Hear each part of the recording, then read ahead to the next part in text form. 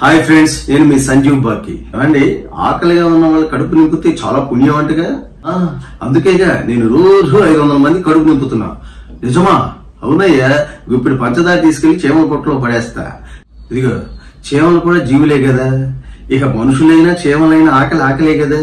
అందుకే వాడి కడుపు నిండితే పుణ్యమే కదా. అందుకే ఆ పని చేస్తున్నా. సరే, ఒక స్వామీజీ ఒక ఆవిడ చెప్తున్నాడు, అమ్మా చూడు, నువ్వు భోజనానికి ముందు ఏదైనా ఒక మూగజీవికి అన్నం పెట్టి అప్పుడు తినమ్మా, చాలా మంచిది. అదే చేస్తున్నాను స్వామీజీ, రోజు మా ఆయనకి పెట్టింది అయితే నేను తింటా. మునీశ్వరుడు బ్రహ్మ గురించి ఘోర తపస్సు చేశాడు. వెంటనే బ్రహ్మదేవుడు ఆయన భక్తికి మెచ్చి ప్రత్యక్షమయ్యాడు. నాయన, ఏ వరం కావాలో కోరుకోనైనా ప్రసాదిస్తా.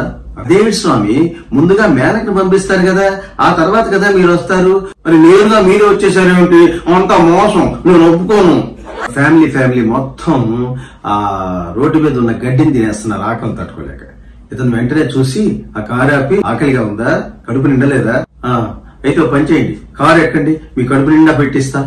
ఆహారండి, ఆ లాల్లో ఉన్న గడ్డి మొత్తం మీరే తినేసేయండి, కడుపు నిండా తినేసేయండి. వెళ్ళండి. సంజీవ్ బాకి సబ్స్క్రైబ్ చేసుకోండి. ఇలాంటి జోక్స్ మరెన్నో విని ఆనందించండి.